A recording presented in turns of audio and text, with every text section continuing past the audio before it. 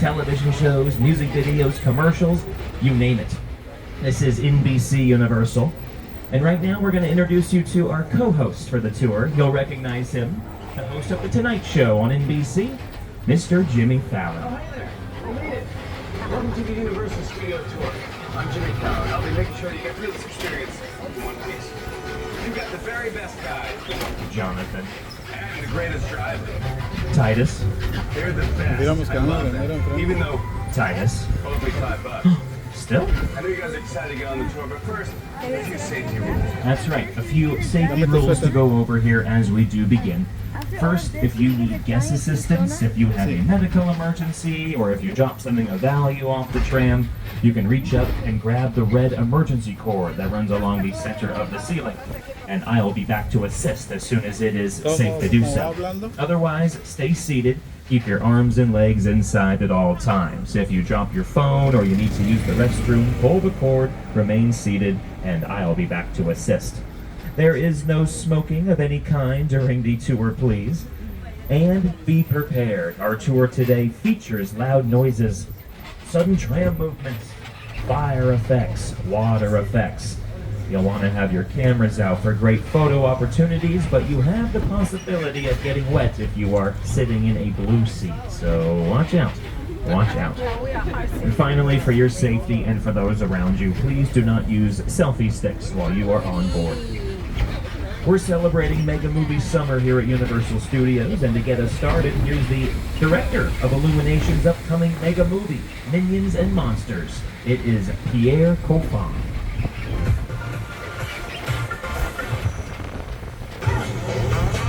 You wrote a monster movie? Sí, Pikachu, arr. What are you going to use for your monster?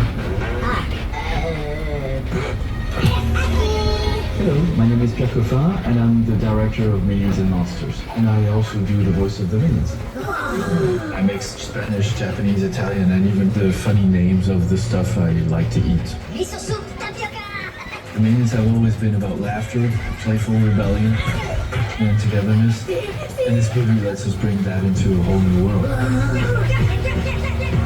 hope audiences walk away remembering what it feels like to be a part of something, and that out of the messiness can come magic, like making a movie. Well, thanks, Pierre. It is Mega Movie Summer here at Universal Studios, so watch out for the Minions all summer long, maybe all day long, probably all tour long. I'm sure that's not the last that we've seen of them. The first part of our tour takes us through the front lot, where a lot of our soundstage warehouses are located. Soundstage 12 is on your left, one of our largest. This is where we can build interior scenes. Stage 12 has been used for some of the famous scenes on your screens right now. I am Rocky. As soon as one of these productions is done filming, they remove their specific sets and they leave the stage blank and available so the next production can come in and build whatever they might need in the future. You know, NBC is celebrating its 100th anniversary this year. Started with trailblazing radio broadcasts, transitioning into television. You can consider this to be like home base. This is HQ for NBC Universal. So we film a lot of our own NBC television shows, Universal movies, and Peacock, the streaming service. That is all part of the family as well. In fact, some of the sound stages that are now on the left-hand side of the tram have been in use recently by one of our Peacock shows called Ted, starring the teddy bear, Ted, created by Seth MacFarlane. Ted's had a couple movies over the years. Now Ted streams on Peacock. Season 2 released earlier this year. The Peacock series is a prequel to the movies. It is set in 1990s Boston. And a lot of the interior scenes for Ted, they get filmed in these very stages right here on the front lot. They also film quite a few exterior scenes on our back lot. Titus will be driving us through a little bit later, so perhaps we'll be able to show you a location out there that Ted has utilized.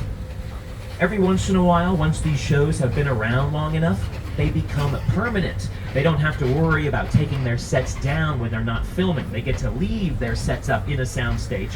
But very rarely does that happen because we gotta leave the sound stages available. One of the shows that is permanent on our lot our singing competition, The Voice, for NBC. We'll pass by those sound stages a little bit later. But coming up next, I want to show you a stage that was used for this new NBC series. It's called The Paper. It is a spin-off of The Office. Here is a little sneak peek at our new series, The Paper. We sell products made out of paper, toilet tissue, and local newspapers. That is in order of quality. My name is Ned Sampson. I am your new editor-in-chief. Have you read this paper? It sucks. But we are going to make it better. I hope it's not too disruptive to have me shake everything up. Don't be so self-deprecating. They built their interior of their office for The Paper inside of stage 19, which is coming up on the right. They built it in here for season 1. And the show's going to be back for a second season, but they're moving to some bigger, nicer sound stages on the back lot. So stage 19, just used for this first season of The Paper. Oh hey, is that a celebrity there on the left? Is that Ted? The teddy bear Ted in the flesh? In the corduroy? I don't know, whatever fabrics Ted's made out of. It's just Ted. We've had a lot of visionary filmmakers and actors work amongst these sound stages, including this famous director that we all know, James, the Minion.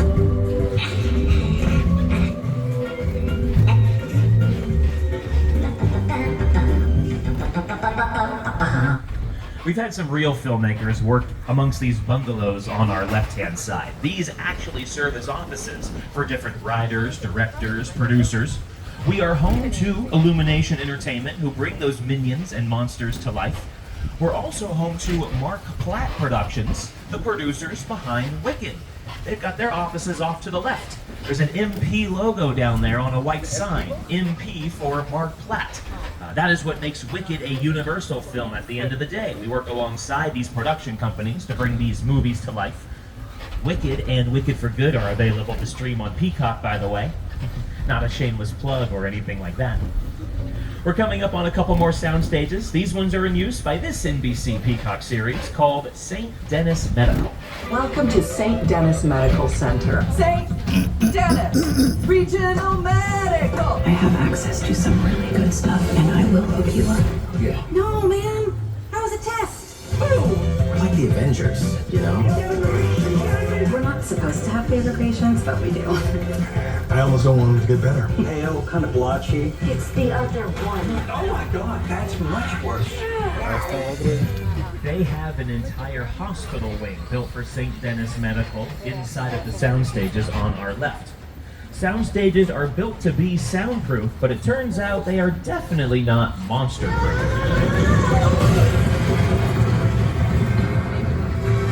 The minions already know a thing or two about that.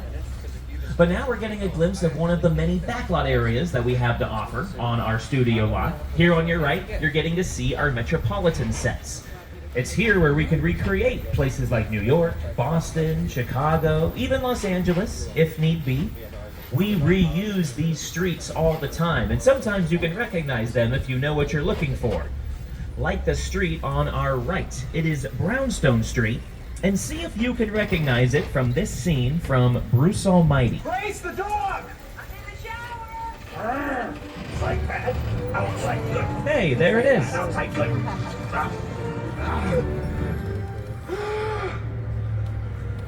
Oh, you're done now. So these locations on the back lot, they get reused over and over and over again. And we do try and change the way the sets look out here, so they're hopefully not too recognizable between different movies or different television shows. But some areas become so iconic, it's impossible to cover up what they have been used for before. Like the area that we are headed to next. Courthouse Square? Well, you would know it as Hill Valley from the Back to the Future trilogy. Hill Valley, California on our left-hand side. 3 different versions. 1955, 85, even the distant year of 2015. Now, technically, that is the same courthouse building that was used for the movie. It purposefully looks different now than it did back then. We don't want you to recognize this area when we continue to reuse it. As a matter of fact, Courthouse Square was put to use for our Ted Peacock series. Ted and John, they attend high school in the show. Well, they turn the exterior of the courthouse into the high school for Ted. And they have the front courtyard area there in the front grass. So, whether it's small fictional towns or whether it's real locations, we're actually making our way onto the biggest street of them all. This is New York Street. And our co-host Jimmy Fallon is no stranger to New York City. Well, let's check in with him, see what he's got to say about what it's like to work in a place like this. Hey everyone, welcome to New York! I got my start right here in New York on Saturday Night Live. This is actually my old neighborhood. Once got mugged over there by an old woman. Tough lady. This is my favorite hot dog guy. Hey buddy, how's it going? Remember me? No. Just like old times. Gotta love New York City. Hey! I'm walking here! I'm walking here! Hey, it's cool guys. I was just walking there. So it's not exactly New York, but a lot of times when you see New York in the movies, it was shot right here on the Universal Metro sets. If you can make it here, you can make it anywhere. Even if you make it here on the Universal lot.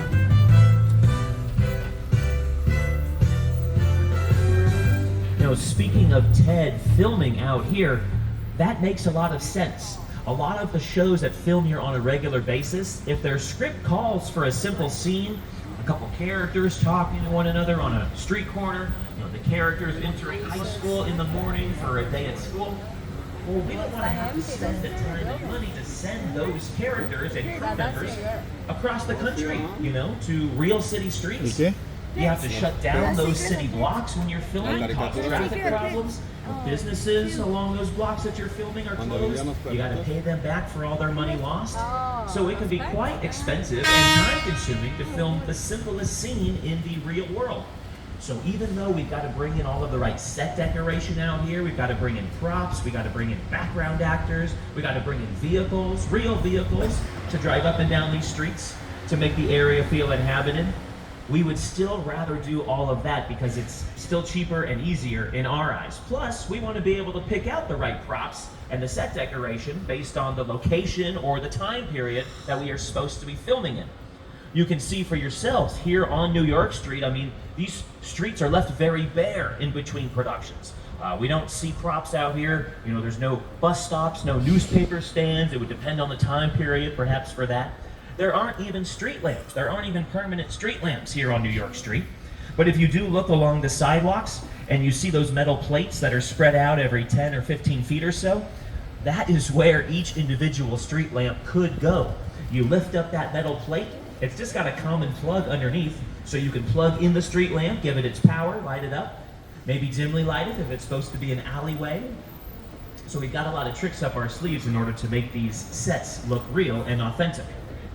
One of the big things, though, to keep in mind when it comes to the buildings, most of the buildings aren't really buildings at all. Most of them are just facades. They have the exterior walls, but a lot of them do not have the interior space. We would prefer to film the interior part of a scene inside of a soundstage, so we don't need to build what the camera is not going to see. You might be able to see through some of the windows and doorways of these facades, and you can tell there's not that much, if anything, happening on the inside. Of course, that is what I'm saying with the set decoration. We would bring in the right props, bring in signage to cover the windows, make them look like storefronts, maybe set up tables and chairs out front to make them look like it's a coffee shop, and bring in the background actors to be coming in and out of the buildings. You can still access the buildings, there's just not anything inside. You wouldn't film an interior scene inside of most of the buildings that you'll find on the back lot. Keep that in mind as the tour continues. Most of the buildings out here are just facades. So that was a look at the concrete jungle, but we are headed off to the real jungle next. To tell us about what we're going to experience, here is Academy Award-winning director Peter Jackson. It's the original King Kong that made me want to direct movies. I saw that movie on TV when I was about 8 or 9 years old, and I wanted to become a filmmaker.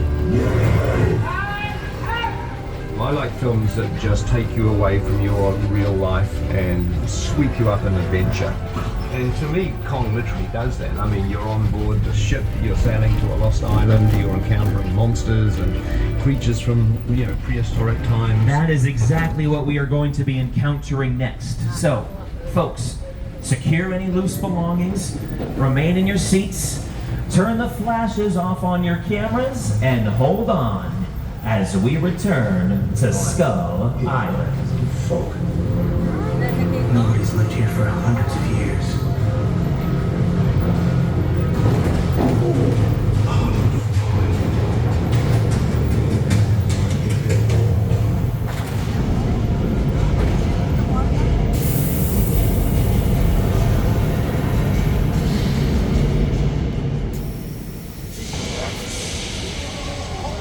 That's nice.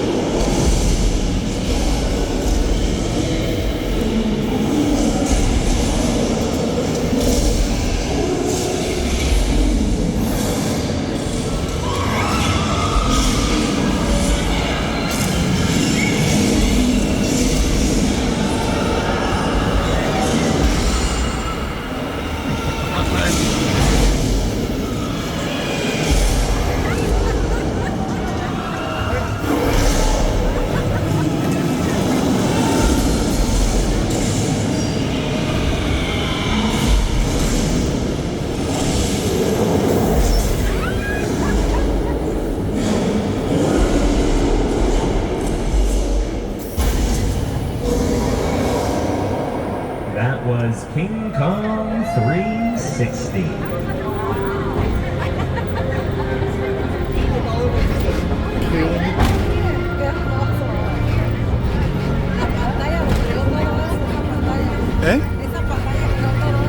King Kong has been part of our studio tour now for the last 40 years. This iteration of him was recently updated with state-of-the-art 2D effects. Still brings you some of the most cutting-edge CGI visual design that you can find in movie making today. The Battle Inside is brought to you by director Peter Jackson and the company Weta FX, a New Zealand-based visual effect company that leads the way in some of that CGI design. They've helped us with our movies like Fast and Furious, Jurassic World, and Wicked. So we do love visual technology in the year of 2026. But we also love practical effects, real-life locations here on board the studio tour. So as Titus gets us back to these real-life buildings and we continue our tour throughout our 400-acre studio lot, we're going to be making our way over to plenty more destinations. We're just making our way through the metro sets here one more time as we find something new. I was mentioning how the metro buildings, well, they're facades. That's the case for 95% of the buildings that you'll find on the back lot. And even what looks to be like real brick or stone, they're usually made out of more lightweight materials. A lot of the times, brick is just made out of plastic. Big sheets of plastic that has been molded, condensed down, and been painted over the top to give it the final look that it might need. We do work on a lot of productions here in the metro sets, even if it is a simple scene, like I said, a couple characters talking to one another on a street corner. Ted has done that. They've used Courthouse Square as the high school. They've used New York Street as downtown Boston for some of their filming. St. Denis Medical, the medical series, they film in our metro sets. They dress up a couple of the facades as the exterior of their emergency entrance, so they don't have to go too far away in order to film outside of the hospital. They've also been working on an upcoming Big Bang Theory spin-off series coming to HBO Max. It's going to be called Stuart Fails to Save the Universe. So there you go. You don't have to air on NBC or be a Universal movie in order to film here. Actually, sometimes it gets really confusing. Sometimes we produce television shows that aren't even on our own networks. For example, one of our shows is Hacks, H-A-C-K-S, Hacks. It's on HBO. I think it's more fitting on a network like HBO, so sometimes that happens. Mainly, just remember, this is NBC Universal. This is our home base. You know, speaking of HQs, take a look over there to the left, and you'll see the home of The Voice, the singing competition. They use Soundstage 30 and 31 back there. Whether it's the blind auditions, whether it's the battle rounds, whether it's the live finale episodes towards the end of the season, they film all of The Voice from those two stages. They have recently returned. They're getting ready for their next couple of seasons. They're filming the blind auditions portion as we speak. Right next door to The Voice, we've got another NBC series called Happy's Place, starring Reba McEntire. She was a recent coach on The Voice on a recent season, and then she moved next door to film Happy's Place. Let's get a sneak peek at that series from Reba herself. Hey there, I'm Reba McEntire, and welcome to Happy's Place. We shoot our heartfelt comedy right here on Universal Lot. Now, unlike most TV shows, we are a multi-camera sitcom, meaning several cameras capture every scene from a different angle, all at the same time. Each episode takes about a week to make, from the first read-through of the script to rehearsals to taping in front of a live studio audience. And let me tell you, every step is a blast. Enjoy the ride, and we'll see you at Happy's Place. Yoo-hoo! I'm starting to sweat. I'm just thinking about it. The men are the ones that's supposed to ask the women out. That hasn't been true for 30 years. I haven't dated in 30 years. Happy's Place, Friday on NBC and Peacock. Happy's Place and The Voice, those are our two current shows that have live audience members. So you can go online, you could obtain tickets. Tickets are always free to see Hollywood tapings. And The Voice has recently returned. Like I said, they are filming their blind auditions right now. So, go online, obtain tickets, and you can see real-life taping happening here at Universal Studios Hollywood. We have made it to the other end of our property, and we have made it to yet another part of the world. We are now driving through what we call Little Europe. This area is normally dressed as some sort of European city or country. These sets have a lot of historical value. Technically, Little Europe is over 100 years old.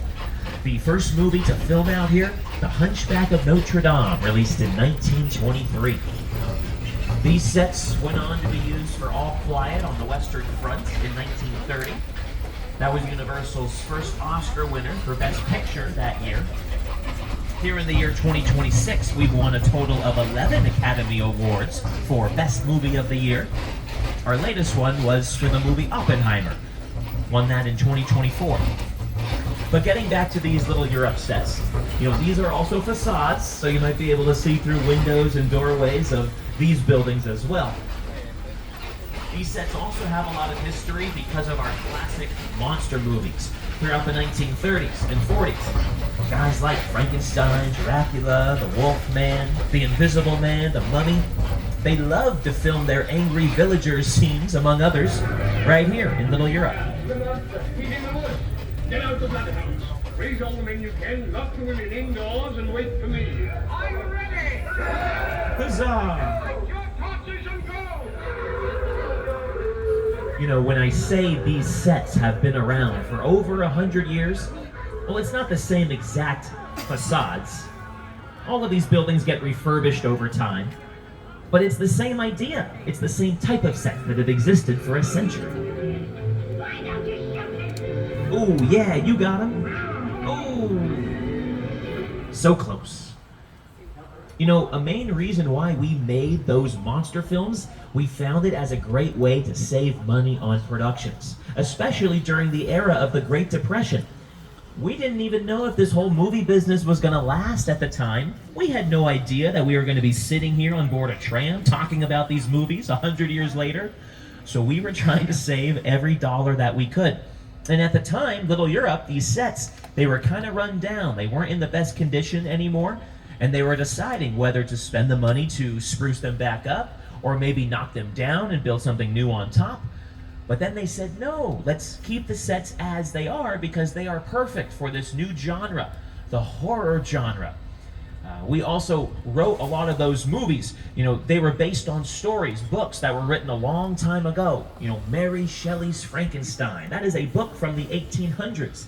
It is a story that was in the public domain, meaning anyone was allowed to tell that story. Anyone was allowed to put a face to the character. And the reason why we know Frankenstein's monster, his iconic look, the forehead, the bolts on the side of the neck, we know that image because of Universal Studios. We are the ones that put the face to Frankenstein's monster. Frankenstein was played by an actor named Boris Karloff, who at the time of his casting, the time of the movie in 1931, he was just a background actor. He was an extra. He was a nobody in Hollywood. But they cast him purposefully, and they paid him as such. They paid him less because that's what he was used to. And they looked at that monster and they said, look at Frankenstein. I mean, the character wears tons of makeup. You're not even going to recognize the actor that's underneath.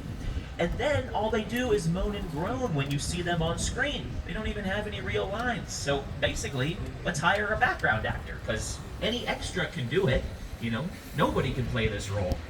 So we hired Boris Karloff, and it worked out very well for him. He became very famous because of that specific Frankenstein's monster image and character that he played. So that's why you never say no to a role here in Hollywood. You never know what it's going to lead to next. Dracula was equally as famous, I would say. Both of their movies, released in 1931, really kicked off the horror decade, both Frankenstein and Dracula. Dracula was played by a man named Bela Lugosi, and that was probably Bela Lugosi's most famous role. As a matter of fact, when Bela Lugosi passed away, his family requested that he be buried in his Dracula costume. So Bela Lugosi was laid to rest as Dracula. There were actually two versions of the movie Dracula made back in 1931. There was an English version of the film, starring Bela Lugosi, but there was also a Spanish version of the movie. They used the same crew members, they used the same sets. It was pretty much supposed to be the same movie, just different dialogue and different cast of characters. They would film the English version of Dracula during the day, and then they would come back at night and they would film a lot of the same scenes in the evening. And like I said, the same crew members were working on both films. It was just two different cast of characters. So the movie should be as similar as possible. It should be as the same as it can. But the critics, the movie experts will tell you, because they've watched both films, and they'll say that they think the Spanish version of Dracula is a lot better than the English. Couple of reasons. One, it filmed at night versus during the day. You wouldn't think that would make much of a difference, especially in a black and white movie, but nighttime scenes are just that much creepier. Also, since it was the second version, it was like take two, all of those crew members maybe were able to make notes, make a couple of changes, improvements for the second version of the scene they filmed, the Spanish version, later at night. So maybe each individual scene just ended up that much better and ended up making it a better film. I tell you all of this because I have some clips that I can show you here on the monitors. I can show you a few scenes from Dracula. The English version first, followed by the Spanish version. The exact same scene. You can decide for yourself which version you like better in any one of these clips.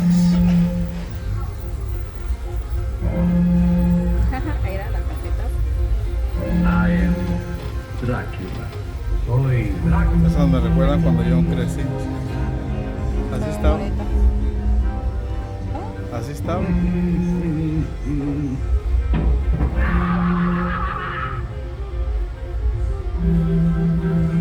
I never drink. Why? Yo nunca bebo. Wardrobe, hair, and makeup are as important as set decoration when it comes to telling a story on film. It establishes the character for actors who are serious about their craft. Very serious. Just like these minions.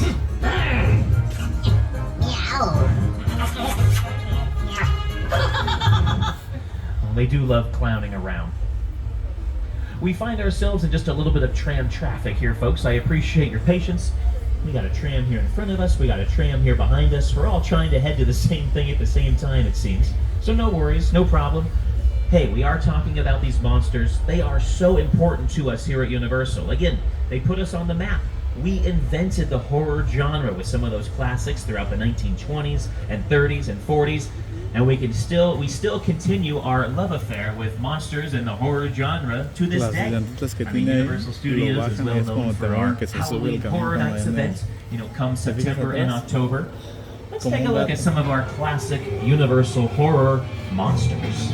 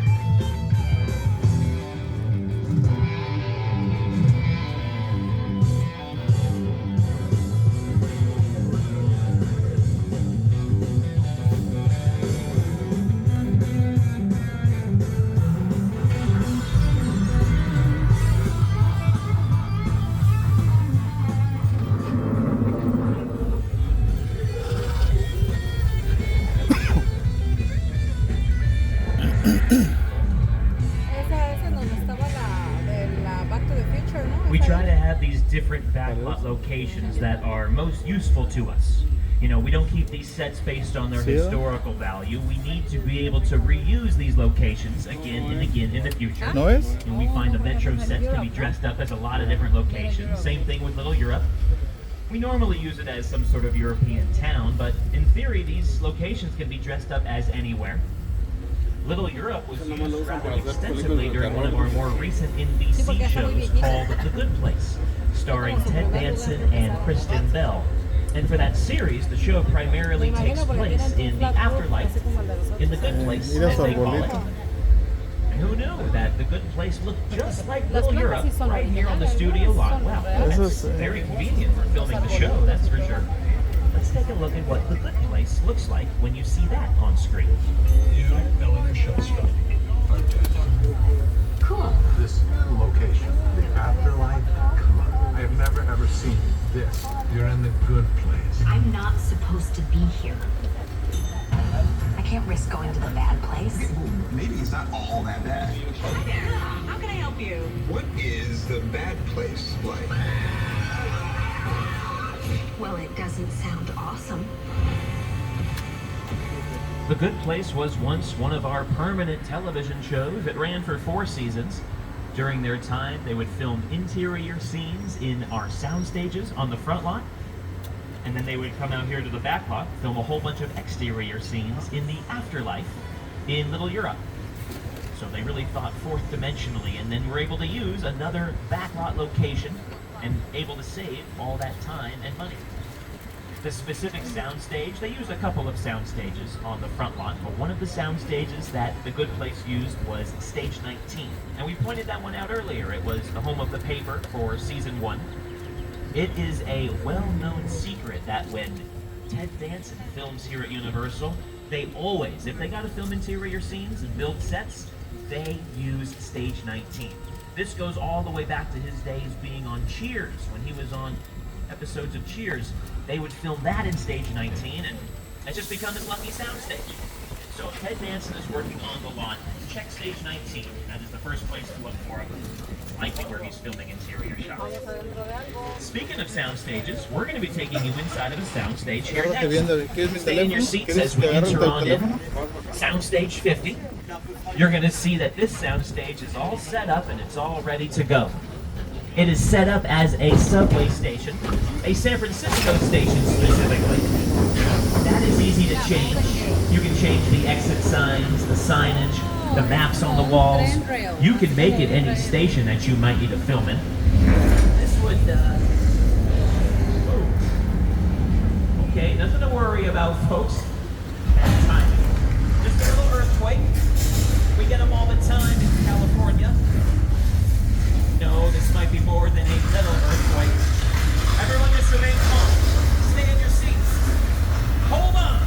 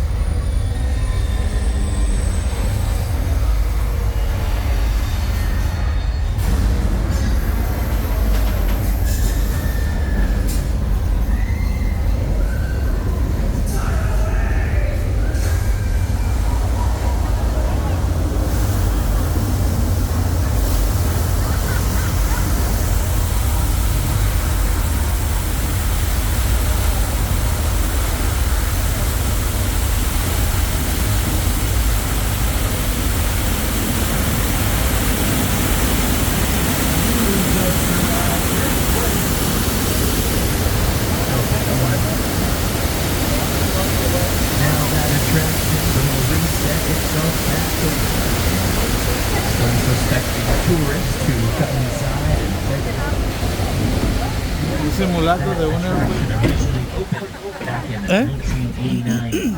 But they just recently redid it. They gave it a Hollywood makeover. They updated a lot of the props and the movie making equipment to try to bring the set into the 21st century. That attraction is inspired by a movie. It's based on the disaster classic Earthquake that was released back in 1974. Phew. We've been through a lot already. Time for us to relax, take a little vacation. We are headed to Amity Island. It was once terrorized by that famous shark in Jaws. But the people of Amity are breathing a sigh of relief these days. They finally caught that famous shark. He's hanging up over there on the right-hand side of the harbor. There's a police diver out there right now making one final sweep, making sure that everything is safe. Oh no. Do you guys see that? I see another fin out there in the middle of the harbor. Looks like that fin is swimming towards our diver. Hey! Hey, you might want to get back in the police boat. Get out of the water! He's not listening to me. You alright, buddy? Say something. Sure had a lot of guts to be out there. Ugh. I think I see the guts spewing out of the sea. That is disgusting. Alright, stay in your seats, folks. We're going to pull up and we're going to protect ourselves. We're going to hide behind these flammable gasoline tanks. Everyone knows gas is a great place to hide whenever danger is looming. Okay, I think the shark got a hold of the bait that was tied to that yellow buoy. Oh no. Who could have suspected this? Did anyone back there keep their eye on the shark? I think I might see him on the other side. Oh no! Acá está, íralo.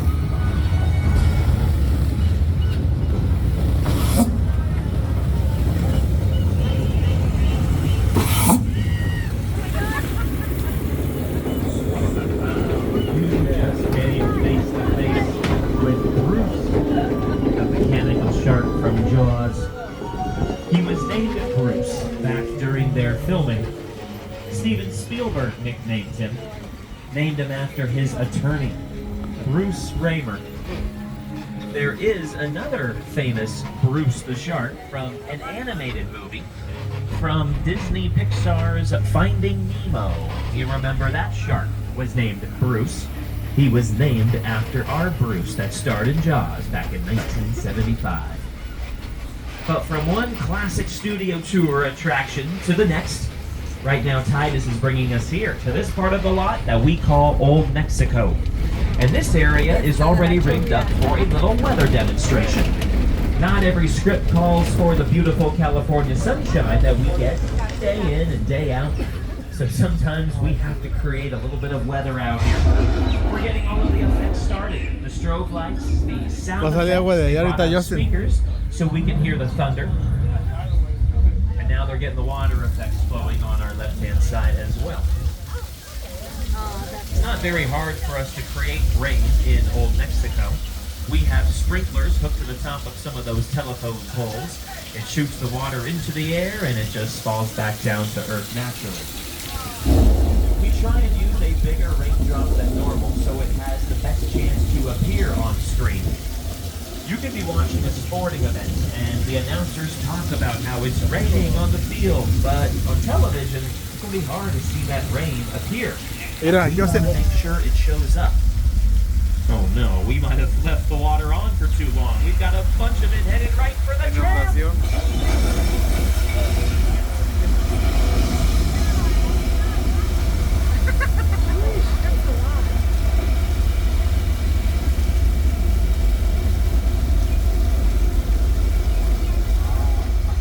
Well, that flash flood is just the result of releasing thousands of gallons of water from up there at the top of the hill.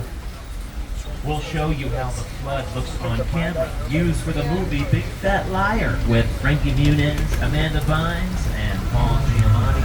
La vuelven a juntar.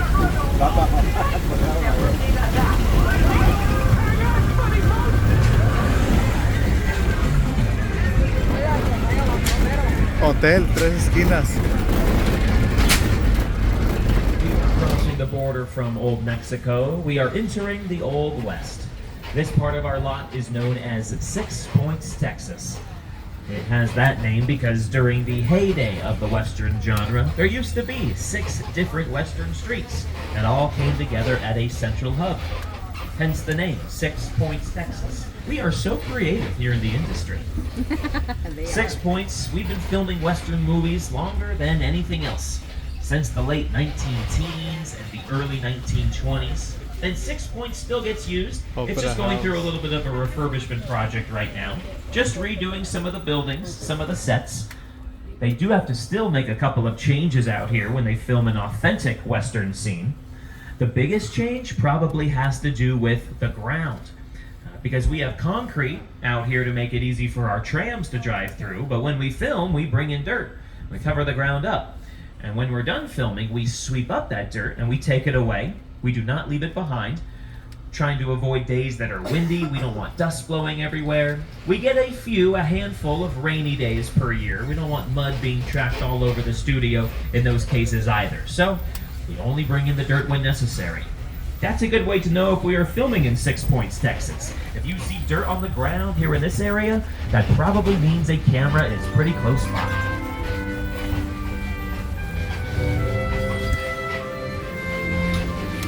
Folks, we are approximately just 15 minutes from the end of our tour.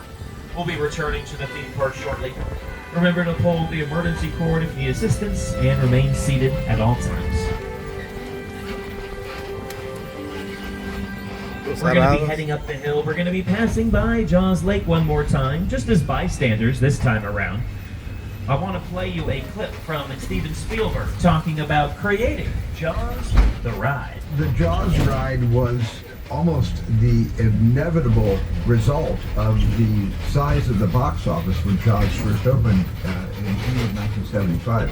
And that was really the first time I ever got involved in the creation of a ride. It was a great honor to be invited into a creative circle of tremendous designers at Universal that were trying to figure out how to replicate what the movie had done to audiences in a real way by building a physical shark that would come out of the water and terrify tourists as they were sitting in the tram. And the most amazing thing about the Jaws ride is exactly as it was from the time it was first placed on Universal Lot. There have been tweaks, of course, over the years, but it is essentially what the designers and myself all envisioned and created. So the movie was released in the summer of '75, and then the attraction opened just 1 year later in 1976. And it's been operational in that spot ever since. The movie filmed in 1974. It was supposed to be released in 1974, but they had a lot of problems with the mechanical shark. The movie got pushed back to the summer. Probably worked out a lot better for Universal, having a movie like Jaws be released when everyone wanted to go to the beach. We're going to take you down now one of the most famous neighborhood streets that's been on TV. It's played Wisteria Lane for ABC's Desperate Housewives. It has been put to use recently for one of our NBC Peacock shows. The lilac-colored house on our left has recently come into question in our new Peacock series called The Burbs, starring Keke Palmer. Welcome to Ashfield Place, the safest town in America. So, what's the deal with that Victorian house? There have been whispers of murder. Which one of us is the murderer? So are we gonna go in? Do white ladies love salads? Hell yeah, we're going in. This Peacock adaptation of The Burbs is based on the movie The Burbs, starring Tom Hanks, released back in 1989. This is the same street they used for Tom Hanks' version of The Burbs. We call this street Colonial Street, an average name for an average suburban neighborhood. These days, it seems like this street mostly gets used by commercials and our television shows. I see it on TV a lot during commercial breaks. There's Wayfair ads on TV, that's the home decor company. Insurance commercials, both for State Farm and Progressive, have filmed down here. Take a look at the White House on our left as we exit. This house belongs to Ted in his Peacock series. That is where Ted lives in his television show. The house is blue when he lives there, so that's an example of how they might slightly change things. Take a look at this scene from Ted. With that house, it's blue. Let the festivities begin. How many we got? Well, let's see. We got 20 cartons. Fantastic. Do you think we're getting too old for this? Oh, come on, Johnny, we're doing a public service here. If a kid leaves the house in a less than stellar Halloween costume, he's got to get the bad news before he makes a fool of himself for all the town. Which is America. As we continue up Steven Spielberg Drive. That's right, that's how important he is around here. He's got a whole road named after him. Let's take a look at his latest film from Universal Pictures, Disclosure Day. And 2 stars, Emily Blunt and Coleman Domingo.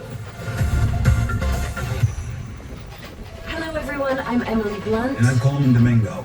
Let us tell you about our new film, Disclosure Day. This film explores what happens when a single, undeniable truth is revealed to all 7 billion people on Earth at the same moment. Ordinary people are confronted with something far bigger than they ever imagined. Designed to be seen on the big screen, this is a story meant to be shared, felt, and experienced together. Here's a special look at Disclosure Day, when all will be revealed.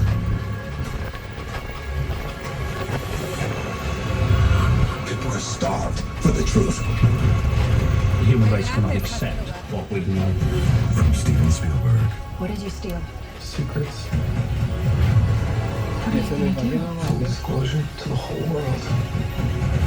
If you do this, there's no one doing it. That's the plan. 3, 2, 1. This is Disclosure Day. Disclosure Day. Rated PG-13. Theaters now. We've got some rather unique picture cars on display here on the left-hand side of the tram. A picture car is just a vehicle seen on screen during these movies and television shows. Picture cars can become very recognizable. Sometimes sets can become very recognizable. We've shown you the average ones so far, the ones that we like to reuse.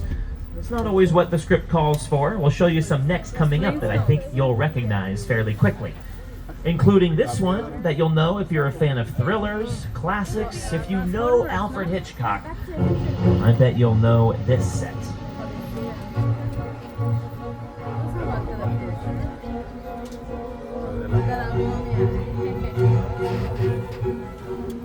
Mira, Hollywood. We are talking about Psycho. We've got the Bates Motel on our right. 12 rooms, 12 vacancies, as well as an office on the far left-hand side. The Psycho house is up there on the hill, which we will pass ourselves in just a moment.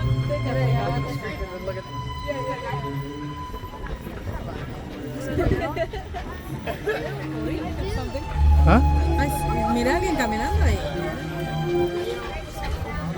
The Psycho house is a little bit smaller than a normal home should be. It's built on a 3/4 scale. That way, when the camera was down by the Bates Motel, it makes it look like the Psycho house is a little bit further away, a little bit farther up the hill than it actually was. Oh, hey, take a look at that. Norman Bates is here on his front porch. Oh, Norman, what's with the knife? Mira el avión que está hecho pedazo. We talked about this, Norman, please. Whatever you do, just don't take the fourth car. Not like last time, Norman. Don't do it again, please. No!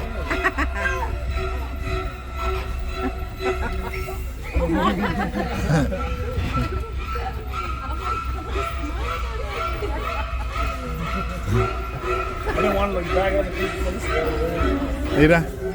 Well, now we have entered this colossal set. This is the airplane crash site scene from Steven Spielberg's War of the Worlds. This is all that is left of Tom Cruise's neighborhood from that movie.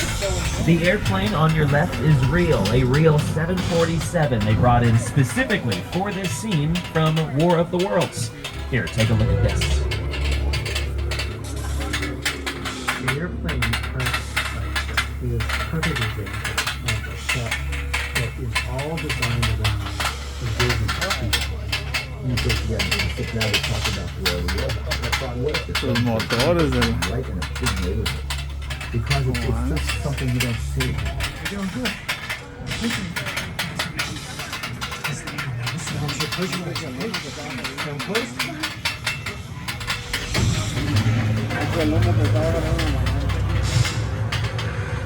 Robbie, get in. Get in. When they were putting together this scene out here, it took them 3 weeks to construct, another week to film, and then in the movie, the scene's on screen for an entirety of just 4 minutes. All of that work for just 4 minutes worth of camera time in War of the Worlds. Universal's been fortunate to work with different Academy Award-winning directors over the years. Our latest and greatest, well, he directed Nope in 2022. That is Mr. Jordan Peele. Movie magic only happens when a team of collaborators, often in the hundreds, work together to take an impossible notion and bring it to life. This is Jupiter's Claim, a nostalgic, small-time Southern California amusement park owned by former child star Ricky Juke Park.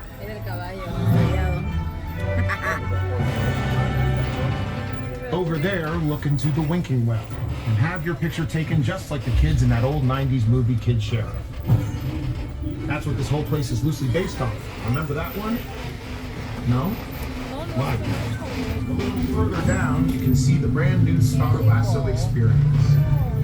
Built to showcase an unbelievable new live show. So live.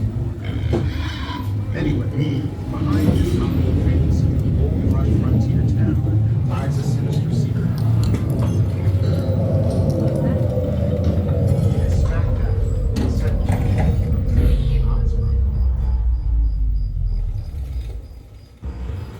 Welcome to the world of no.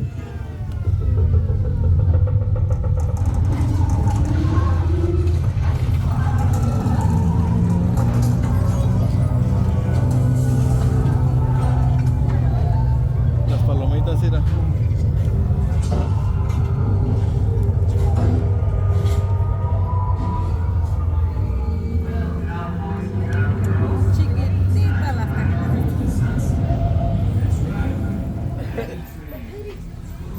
Well, I guess we'll take a piece of Jordan Peele's advice and get out.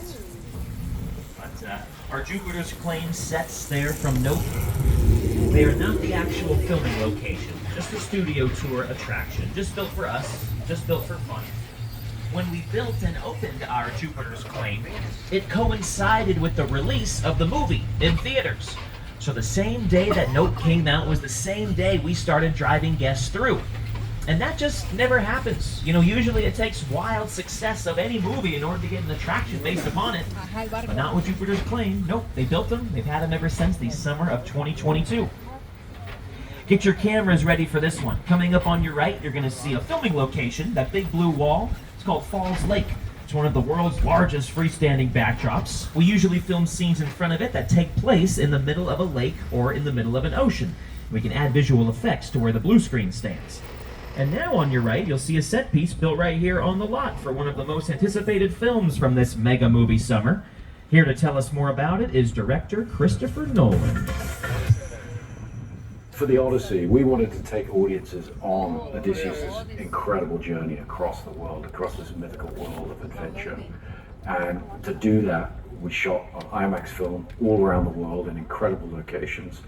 And we wanted to put audiences on the deck of his ship. So we shot with full-size ships, like the one that you're seeing right now, and went out on the oceans of the world with our IMAX camera and with our incredible cast led by Matt Damon to really try and take audiences on this incredible thrill ride. Christopher Nolan shot almost all of the Odyssey on fantastic locations: Scotland, Morocco, Iceland. However, they wrapped up right here in Falls Lake with that very ship in the water in front of the backdrop. After enduring all of the challenges on location, freezing temperatures, rain, Matt Damon and the crew joked that they would have an easier time filming here in the controlled environment of our studio lot. But once they found out that 2 jet engines were going to be blasting them with water the entire time, they were just as cold and wet being on the ship here as they were on the real ocean.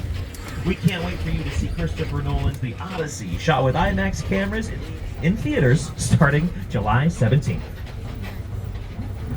Don't you want to remember? I remember a wife, a son. I can still save them. No one can stand between me and home. Not even the gods. The Odyssey in theaters July 17th. We just wanted to prove to you that we can go anywhere in the world on our 400-acre property, and with the help of those visual effects, you know, filming in the open ocean, we can definitely do it. We have been doing it here for the last 111 years since 1915. The studio tour for 62 of those years since 1964. So on behalf of our driver Titus, myself Jonathan, for everyone here at NBC Universal, we hope you enjoyed your special look back at 60 plus years of studio tour history. And your mega movie summer now continues in the theme park. You can meet characters from Illumination's Minions and Monsters and Wicked, and celebrate the Fast and Furious 25th anniversary with a Street Racers dance show, and so much more. Don't miss themed food, merchandise, live DJs. You can see the movies and then celebrate them with us, like you're doing now and every day this summer through August 9th. We're making our way into the unload area right now, so as soon as our tram comes to a complete stop and they pop your gates open for you, then you'll be free to go. You'll follow the path down to your left for everything, the restrooms, the escalators to get back to the rest of the theme park. Folks, enjoy the rest of your day here at Universal Studios Hollywood.